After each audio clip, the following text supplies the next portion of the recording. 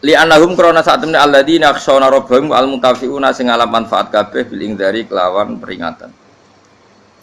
Wa aqamu lan nglakoni sapa ngake as-sholata ing salat. Manane ada muhate sing langgeng sapa ngake ing salat. Wa man tazakka. Wa man tisapane wong tazakka iku bersihna sapa man.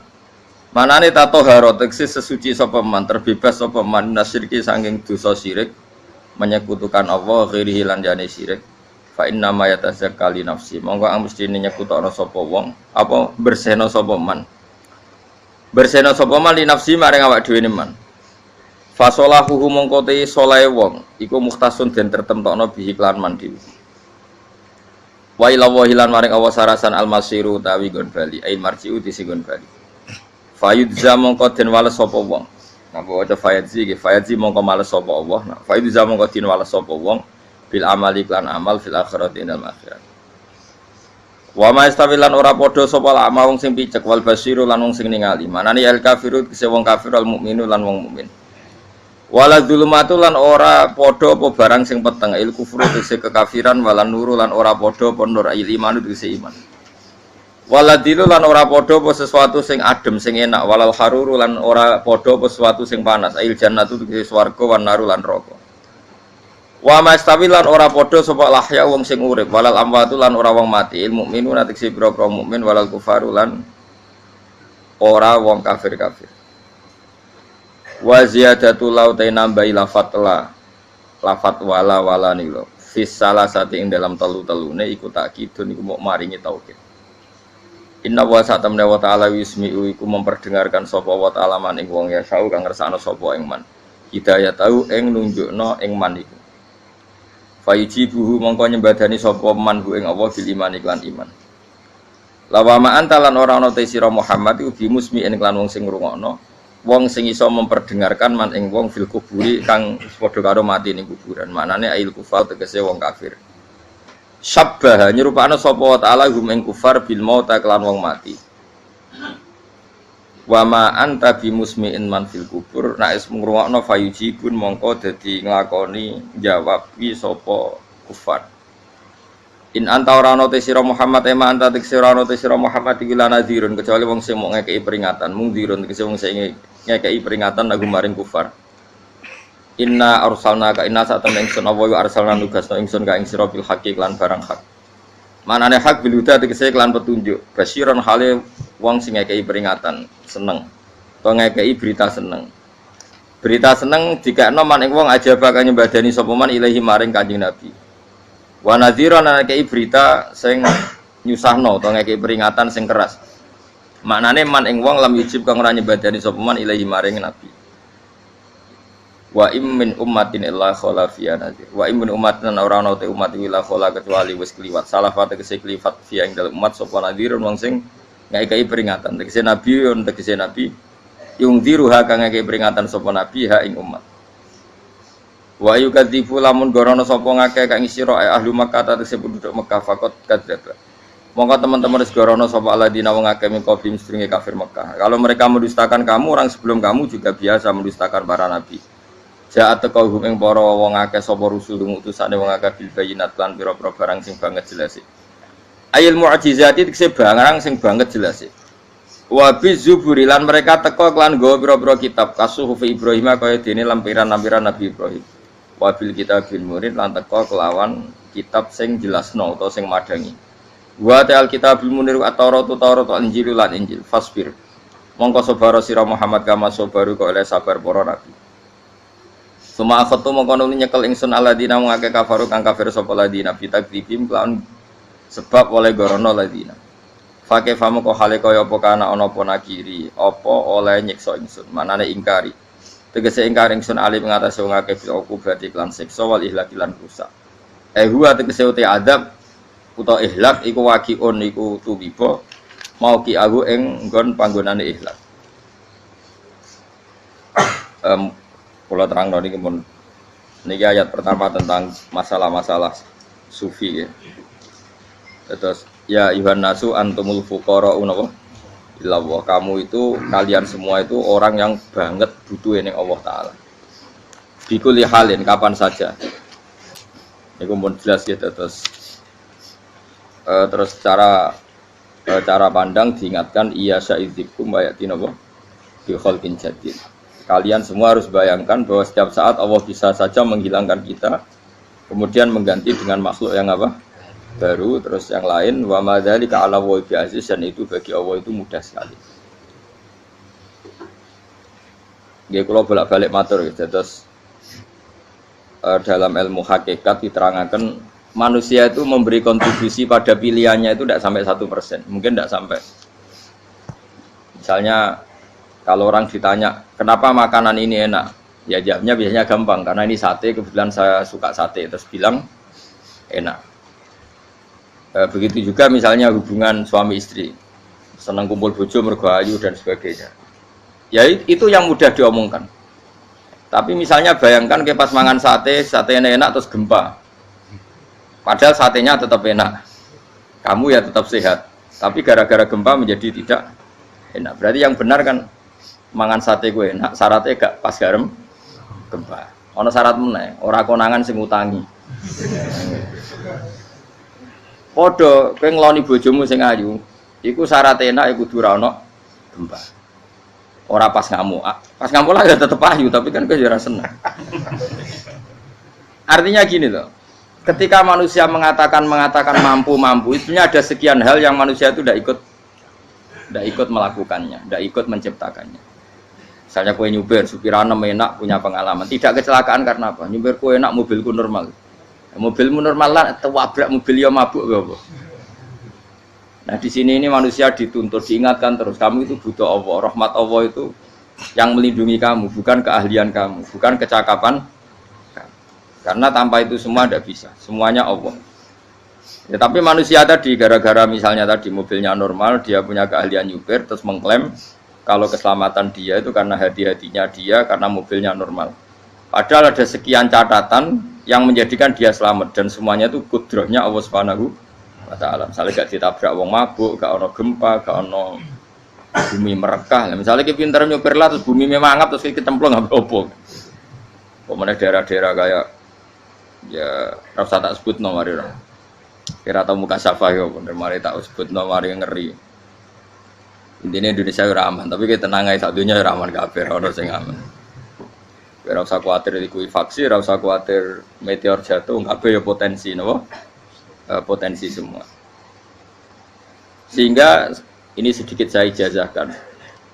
Suatu saat kata Rasulullah, saya yang Mu'ad melihat kamu hanya sejengkal di depan para ulama ketika nanti di akhirat.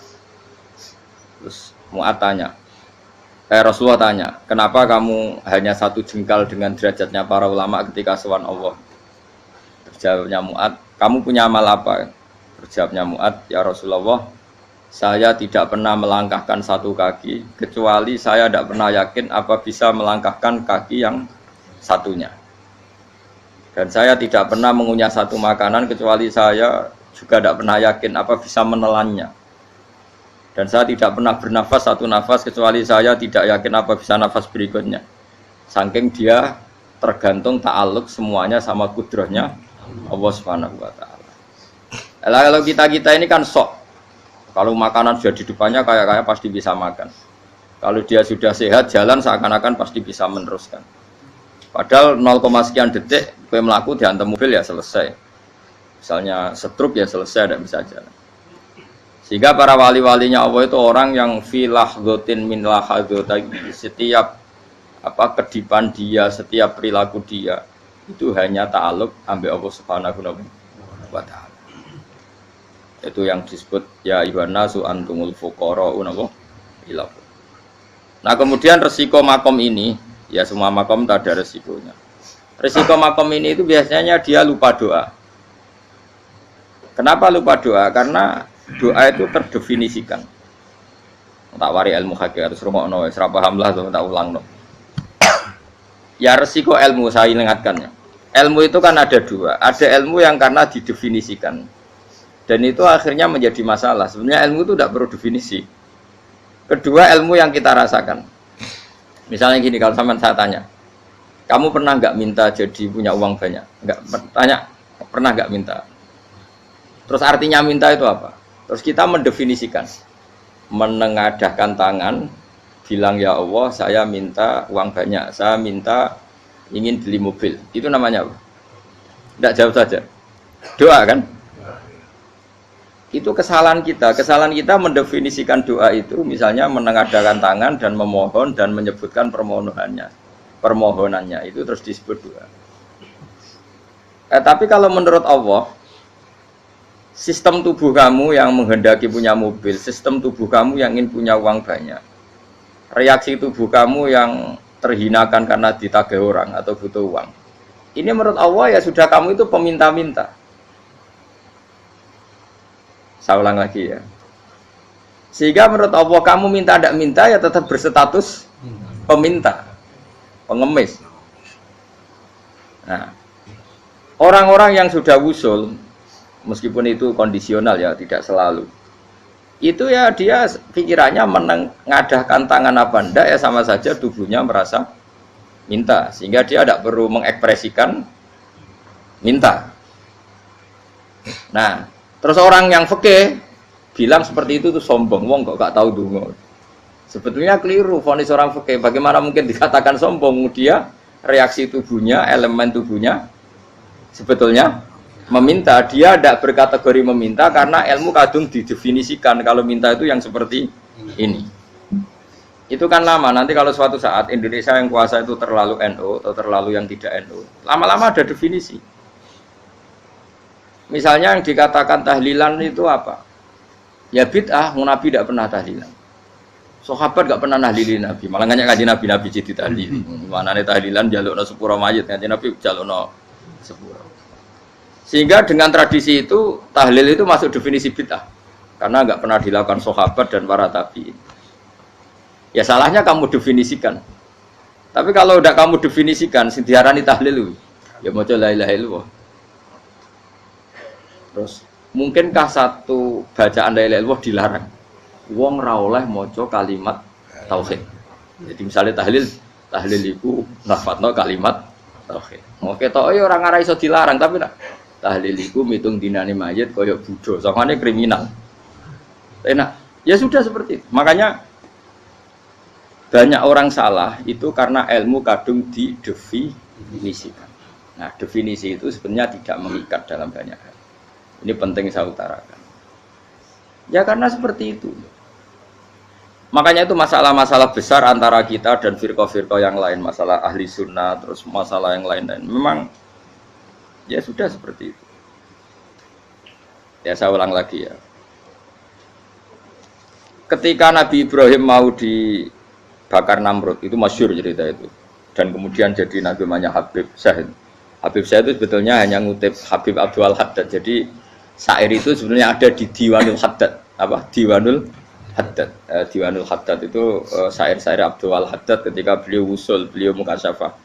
Terus bagian dinyanyikan Habib Syahid terus jadi populer. Saya ulang lagi ya. Tubuh kita, misalnya kamu lapar, perut kamu kan mereaksi minta makan.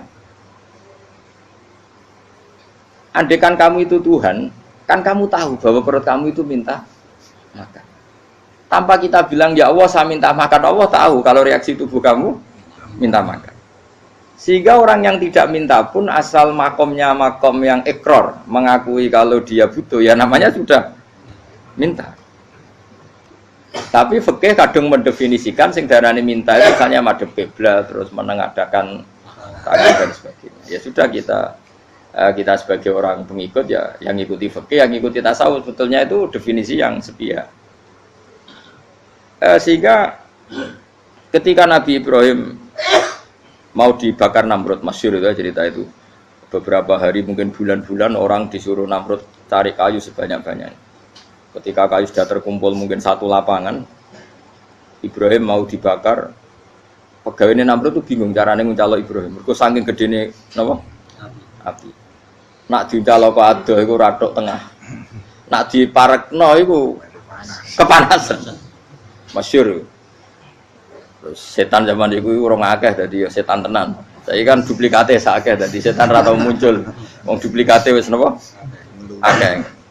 Singkat cerita setan itu muncul pura-pura jadi manusia terus ditemukan manjane. Manjane kayak semacam ketepil besar yang jadi menane dari kiai-kiai ketepil haram mergo penemune setan. Dari ini tapi nak manjanik penemune setan itu betul. Walhasil terus dibikinkan satu manjanik semacam ketepil besar terus Ibrahim dilemparkan ke api. Lewat apa? Ketepil tadi idenya siapa? Setan. Nah, ketika di tengah api itu unik. Kata malaikat Jibril datang terus tanya sama Ibrahim, "Ya Ibrahim, apa kamu butuh saya? Butuh. Alakah haja, apa kamu punya kebutuhan?" Jawab Ibrahim, "La, saya tidak punya kebutuhan." Amma ilaika fala, kalau ke kamu ndak lah. Karena kamu makhluk, apapun keren kamu Jibril tetap kamu makhluk. Amma ilaika fala. Ndak maksudnya butuh ke Allah nanti saya yang nyampaikan. Malah dinya Nabi Ibrahim, kalau Allah ndak usah kamu sampaikan ya sudah tahu. Gua mbek Jibril. Oh, anak kowe ditekek tenan. Ya saya ulang lagi, apa kamu punya kebutuhan? Alaka hajalla ama ilaika fala, kalau ke kamu ndak. Ndak maksudnya butuh ke Allah nanti saya sampaikan. Karena Jibril yang mentang-mentang dekat sama Allah dan tukang memberi informasi. Tapi kata Ibrahim, kalau ke Allah sih nggak perlu kamu, dia sudah tahu. Nah itu terjadi nazmannya Habib Abdul Haddad masyhur itu apa? Hasbi min su'ali ilmuhu bihali. Jadi cukup ilmunya Allah itu menjadikan saya tidak perlu minta. Hasbi min su'ali ilmuhu bihali. Jadi ada kondisi tertentu yang para wali itu, saya ulang lagi, kondisi tertentu yang para wali itu ya tidak minta. Tapi kalau itu ditiru jenengan semua ini jadi keangkuhan. Kenapa? Wes ora ndonga tangane ditenangakno, atine ya ora eling pangeran, kan akhirnya tak jaluk tenan. Lalu gue aja niru wali-wali. Nah wali-wali itu kan misalnya tangannya tidak menengadah, tapi semua sistem tubuhnya merasa butuh sama. Saya itu pernah ya, tapi itu kondisional dan saya juga ngulang tidak mesti bisa. Ketika saya umroh itu pernah saya ada satu kondisi itu doa ya di putaran pertama toh. Di putaran pertama saya berdoa ya agak banyak di multazam. Putaran kedua mau berdoa sudah tidak berani lagi. Sampai ke-7. Hari kedua ya tidak berani, hari ketiga tidak berani. Nah seperti itu tidak bisa dibuat-buat, meskipun saya juga agak ingin. Tapi ya pas itu ya nggak bisa. Gara-gara itu korban kitab hikam, ya kitab hikam yang terkenal. Kitab hikam itu pernah cerita gini. Rubbama dallahum al-adab ala tarkit tolab. Terus di antara makalahnya itu wa inna ma yunabbahu man yajuzu alaihil ikhfal. Tapi kamu jangan niru dosa kan. Tapi jangan ingkar ilmu ini, tambah dosa kowe. Jadi niru ya dosa, ingkar ya dosa. Jadi ada seorang wali kata hikam. Kadang-kadang seorang wali itu mau doa diulang itu sungkan. Kenapa? Yang perlu diingatkan itu yang potensi lupa. Allah kan masih ingat doa kemarin. Loh itu gara-gara saya sebelum umroh itu mensinau kitab hikam itu agar fitruh. Ya Allah, sing tak dungani wingi ejek eling kok tak eling no meneh. Jadi wa inna ma yunabbahu man yajuzu alil fal, yang bisa diingatkan hanya orang yang potensi lupa. Sementara Allah tidak akan. Tapi kan akhirnya dungane eling. Ya Allah kayak kemarin. Hari ketiga ya Allah kayak. Makanya menurut saya ilmunya orang hakikat itu juga ada sisi kriminalnya karena ya tadi. Tapi kamu ingkar ya keliru. Memang Allah gak mungkin lupa, ngapain kamu ingatkan. Makanya menurut saya Allah itu memang zat terbaik, bener-bener Rahman Rahim. Mestinya nak Allah terbaik, kowe ndonga bedino malah ngamuk. Lah aku lali tapi mbok ilang eling no. Tapi Allah itu ya maklumi ya, dengan kekeliruan. Kita ini kan selalu keliru, dongo terus ya keliru sebetulnya. Karena seakan-akan kan mengingatkan seseorang yang mungkin lupa. Wong Allah tidak pernah lupa kok, kamu ingetin terus. Atau kamu menggurui Allah, yaitu ya Allah nang sebadani kalau di duake, padahal nggak mesti maslahat bagi kamu.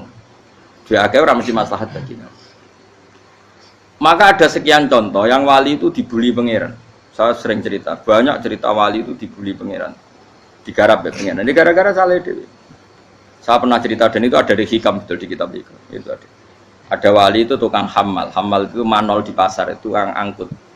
Jadi kalau ada orang bawa barang berat diangkut dia, terus misalnya kalau dulu mungkin ya ke kereta atau ke, singkat cerita terus diupahi. Setelah dapat apa dia pasti pulang karena dia hanya butuh makan satu piring, karena dia tirakat makan satu piring untuk ibadah 24 jam. Singkat cerita dia ngeluh, ya Allah, kamu tahu, engkau tahu, saya ini pecinta engkau. Saya ini hanya butuh makan satu piring untuk kuat sholat. Tapi kenapa harus jadi juru manol? Berilah saya rezeki yang tanpa kerja. Nah, selang sekian hari dia dituduh maling, terus di penjara, terus dapat rezeki tanpa kerja. Dia terjawab kenapa jadinya gini? Kan kamu minta rezeki tanpa kerja. Ya itu penjara itu rezeki tanpa kerja kan. Jadi Allah memperlakukan para walinya itu memang unik. Ya kadang dibully. Sehingga dalam cerita-cerita kenabian, kata Qadiyat itu, nggak ada orang yang sering dibully Allah kayak nabinya. Karena nabi itu orang yang dicintai Allah. Jika salah sedikit saja itu, cara pangeran itu, cara kampus itu digarap, pokoknya dipelonco, pokoknya salah sedikit. Misalnya begini, Nabi Yakub itu kan nabi. Dia mungkin nyon sewu gak tersadar nyembelih anak sapi itu di depan indukannya. Ya beliau mungkin spontan saja, Pak. Kalau kamu yang melakukan pasti tidak ada hukumannya karena Allah tidak pati peduli sama kamu, sudah lah. Artinya gak peduli, salah pantas saya ora jelas ya gitu. Tapi ini nabi. Ketika itu terus indukannya sapi tadi, ya Allah, Yakub itu kekasihmu. Saya tidak berani sama dia karena dia kekasihmu. Tapi saya tetap menuntut keadilan. Dia harus merasakan susahnya dipisah dengan anak. Meskipun dia tidak nuntut rasanya roh anak di sebelah, itu tidak ada se ekstrim itu. Sapinya itu hanya nuntut, ya Allah, dia harus merasakan sakitnya terpisah dengan anak. Akhirnya Allah menciptakan Yakub mengalami terpisah dengan Nabi siapa? Yusuf.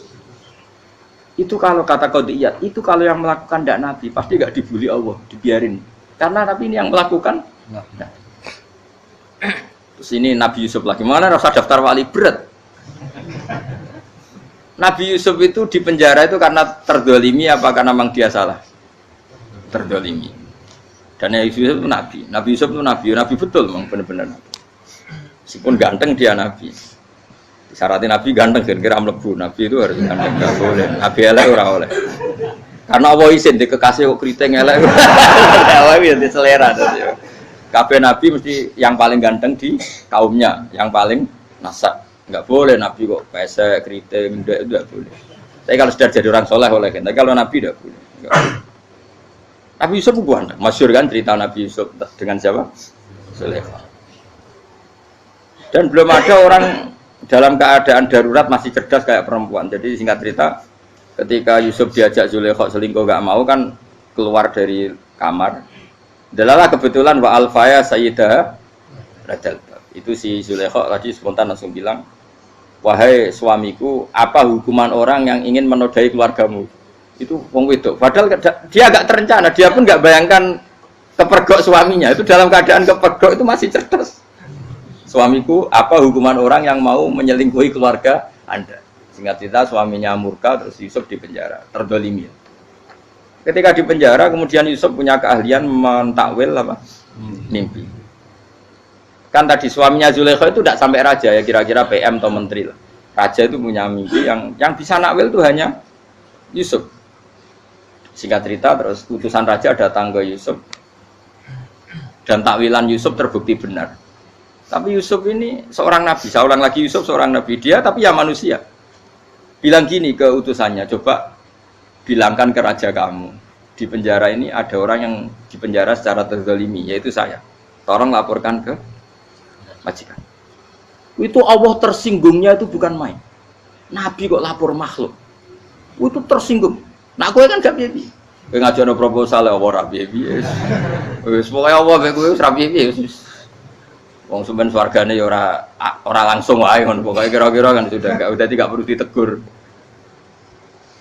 Makanya fa'an sahu syaitanu dzikra rabbi falabitha fis sijni bid'asin. Maka Allah mentakdirkan utusan raja tadi itu lupa melaporkan peristiwa Yusuf ke raja tadi, sehingga raja gak pernah dengar kalau ada orang di penjara karena Allah tersinggung. Wong kowe ku nabi kok lapore ambek penguasa. Ngono tok iku wis Allah tersinggung. Karena dia nabi, gak boleh nabi lapor makhluk. Jadi Allah itu dengan nabi itu sangat-sangat sensitif. Sangat-sangat sensitif. Ya begitu. Terus cerita yang terkenal, meskipun ini nggak ada di Quran, Nabi Musa. Nabi Musa itu pernah sakit gigi karena dia mentang-mentang kalimullah, orang yang sering komunikasi dengan Allah, minta ya Allah, tolong tunjukkan obat gigi saya itu apa. Singkat ini sama Allah dikasih tahu, kamu ngunyah suket ini gitu, rumput ini kamu kunyah nanti pasti sembuh. Karena resepnya dari Allah ya pasti mujarab, kan nggak ke dokter. Singkat cerita dikunyah terus sembuh. Suatu saat dia sakit gigi lagi, nggak konsultasi lagi karena masih punya resep tadi kopian apa resep. Dia datang nyari suket yang sama dikunyah tambah sakit. Terus tanya sama Allah, ya Allah ini kan resepnya yang sama, kenapa tambah sakit? Kata Yusuf, kata Allah, kamu itu kekasihku. Orang nak sing ngobati ku aku ra suket sembrono. Semenjak itu Yusuf Nabi Musa ra pernah resep lagi sudah. Andikan tuh kamu, pasti Allah juga gak tersinggung. Makanya kata Qadiyat, kenapa para nabi sering ditegur itu bukan karena Allah murka, nabi itu beda. Jadi kesalahan kecil atau apa-apa yang menurut kita ada salah itu untuk nabi salah. Makanya di ahli sunnah ada kaidah apa? Mimba bi hasanatil abror sayyi'atul muqarrabin. Pernah dengar kaidah apa? Mimba bi hasanatil abror sayyi'atul muqarrabin. Sesuatu kalau dilakukan umumnya orang itu hasanah atau kebaikan, tapi kalau dilakukan para nabi itu salah. Karena apa ya? Saking dekatnya dengan Allah. Saya ulang lagi apa? Mimba bi hasanatil abror sayyi'atul muqarrab. Jadi nabi itu beda. Nah, para nabi itu orang-orang yang mengalami fikir yang doa resmi kayak siapa tadi? Definisi fikir ya sering. Kayak definisi orang tasawuf yang sering. Sehingga ketika Nabi berdoa ya memang secara disiplin ilmu yang namanya berdoa ya minta Allah dengan mengadakan tangan. Ketika agak berdoa karena Nabi sadar Allah tidak perlu diingatkan lagi, pasti masih ingat gitu.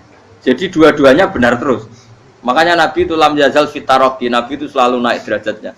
Karena pas minta ya benar, pas tidak minta ya. Kalau kamu turun terus.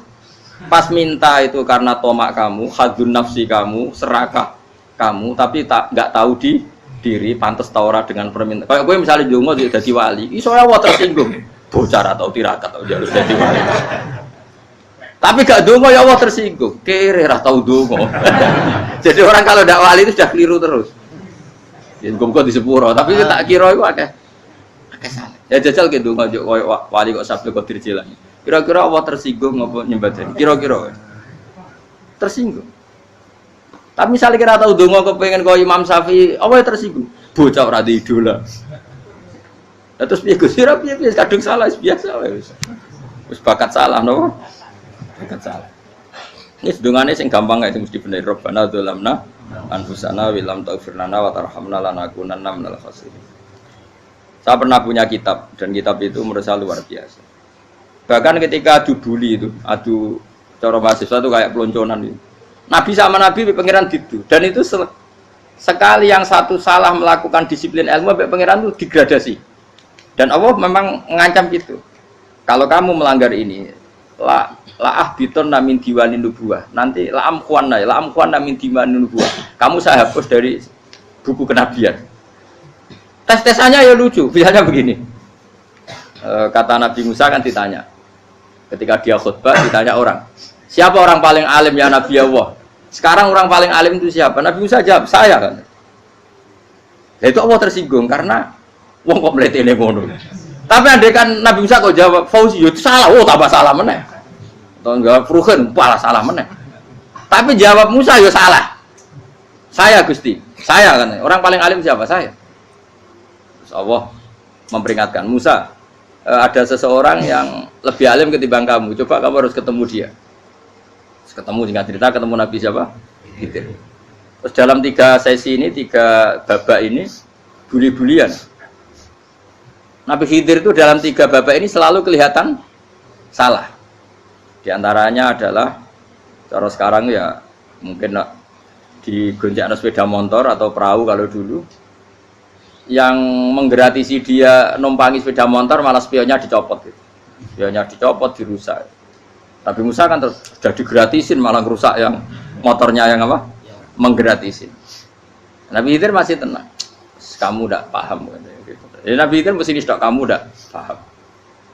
Itu kata syurrahul hadis termasuk Ibnu Hajar Al-Asqalani bilangin. Setelah itu kedua membunuh anak kecil. Musa tambah marah. Anak yang belum punya dosa kok kamu sampai 3 kali ada 3 peristiwa. Itu kata syurrahul hadis. Andai kan Musa kok diam tidak protes, maka dia akan disalahkan Allah. Karena dia berarti membiarkan kemungkaran di depan matanya tanpa reaksi. Jadi sebetulnya ketika Musa berontak itu Nabi Khidir, Nabi tenan gitu. Jadi itu kan unik.